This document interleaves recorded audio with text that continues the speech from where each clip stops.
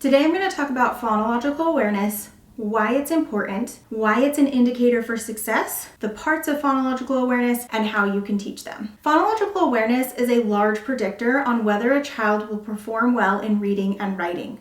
Phonological awareness is an auditory skill that teaches the child how to break words into their sounds, find patterns in words, build sentence structure, blending, segmenting, and deletion of sounds or parts of words. There are many skills that can be taught to young children even before teaching them the symbols that correspond to those sounds and words. Phonological awareness abilities are a very strong indicator of long-term reading and spelling success. When I have a student that is struggling to read words, I always look at their phonological awareness first. Many times, children that are having a hard time reading and writing lack abilities in phonological awareness. It is estimated that 90% of students with significant reading problems have a core deficit in their ability to process phonological information. In kindergarten and first grade, students need to demonstrate an understanding of spoken words, syllables, and sounds.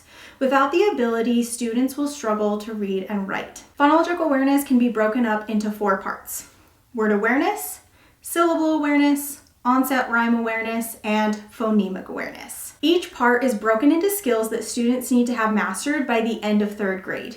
Even though these skills are often taught in continuum through kindergarten to 3rd grade, if your child has mastered these skills, just move on to the next one. There's no reason that they can't gain success earlier than the end of 3rd grade. The way we make the sounds in our mouths and produce the sounds are important to later success. Each of the letters can be categorized into stop and continuous sounds, as well as voiced and unvoiced. It is important that you're saying each phoneme for the grapheme correctly. We don't want to hear any schwas. Now, what is a schwa, you might ask? That is when we add the sound to the end of a letter. I teach my students that each sound that is continuous could go on forever as long as you have the breath for it. The stop sounds we say quickly. For the voiced and unvoiced letters, I have the students touch their voice box so they can feel their neck where they have this slight bump right here.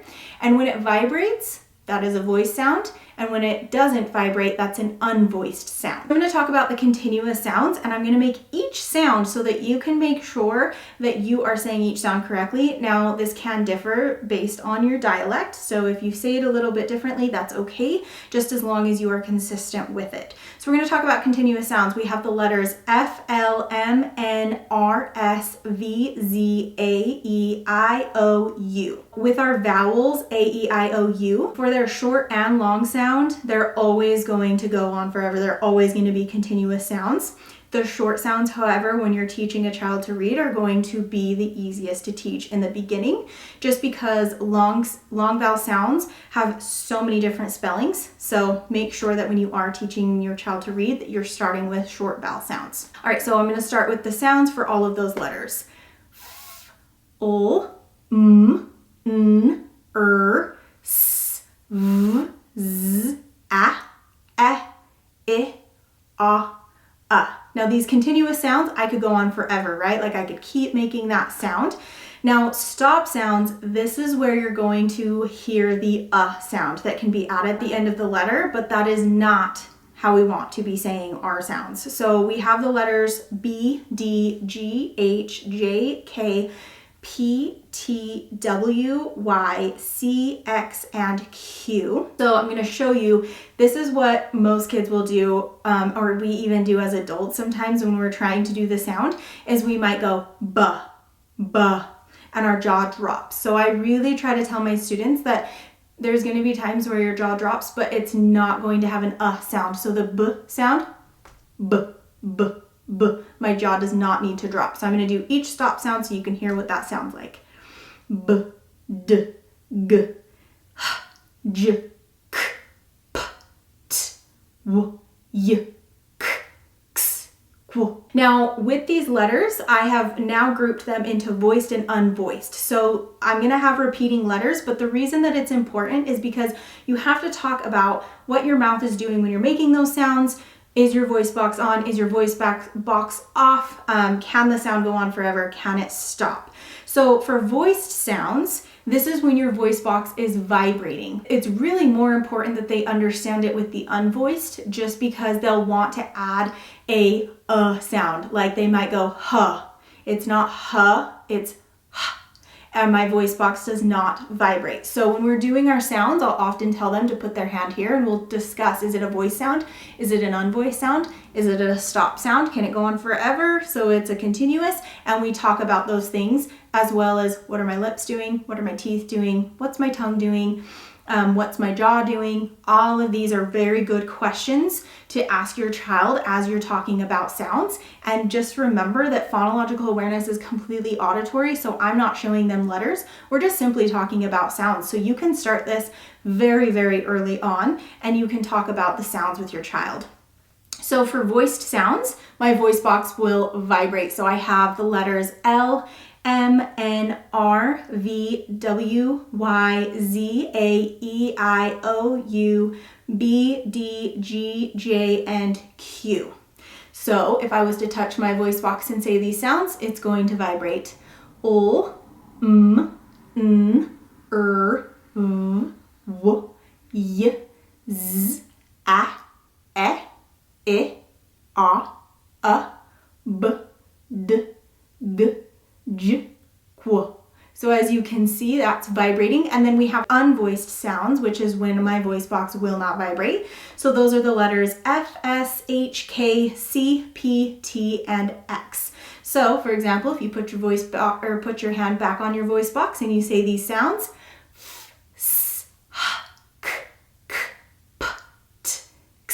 as you can see, I did not use my voice box to say those sounds. So each skill in phonological awareness becomes more complex as you move through these skills. I'm going to talk about each part of it, how you teach it, and what it is. Okay, so the first thing we're going to talk about is word awareness, and I'm going to go from less complex to more complex. So the very first thing is sentence segmentation. So that would just be counting how many words are in a sentence. So I might say, I like my cat. How many words are in that sentence? And they would tell me. Now you can do it to teach in the beginning. You can do it with them. So you might say, ooh, you have a beautiful sentence. I like my cat. I wonder how many words are in there. Let's count them. I like my cat. I have how many words? I have 4 words. Now I generally will slow down that sentence just so that they can hear the break in our words, because our English language does kind of have a continuous sound in some of our words, so I'll always slow it down. Now the next one is blending compound words, where I might ask the student, I have 2 parts. Can you tell me what my word is? So if I have the word backpack, what's my word? And they would tell me backpack. Now I do this with my hands. This is just an easy way for you to see, or for them to see what each part is. Okay, so now we have segmentation. So I'm going to be telling them the word and they have to break it into their parts. So for example, I would say, my word is backpack, and they would have to break it into the compound word. Now they would say backpack, right? So they're breaking it apart. Now you would want to have a conversation with them on what a compound word is, right? So a compound word, I have a back, and I have a pack, and if I put that together, it's going to create a new meaning, and I have a backpack. That's what I put all my school stuff in, right? So having that conversation with them so that they understand what a compound word is will be super important. So the next part is deletion. We're again just looking at those compound words, and we're going to delete a part of that word. So for example, I would say my word is backpack. What's my word without pack? They'd say back. So the next part is syllable awareness. Now again, I would explain to them what a syllable is. You don't have to explain to them what a syllable is. I would wait until they're a little bit older, but if you can just have them hear what it is and you do a couple of examples, they'll start to understand what a syllable is. But a syllable is just a vowel sound, and sometimes there are certain letters that will change that vowel sound, or you won't be able to hear it. For example, in consonant LE words, on our controlled vowels, vowel sound won't sound like a normal vowel like A, E, I, O, or U, or their short sounds A, E, I, So again, I'm going to go from less complex to more complex. So the first one is going to be blending. So for example, I might have the word pocket, and I'm going to tell them the parts. Now you can use your arm, you can do your hand under your jaw. The one I like the best is the hand under the jaw, because most of the time when you have a syllable, your jaw will drop when you are saying that vowel sound, and so that's super helpful for them when you have those weird R-controlled vowels, consonant LE. I usually have them put their hand under their their jaw,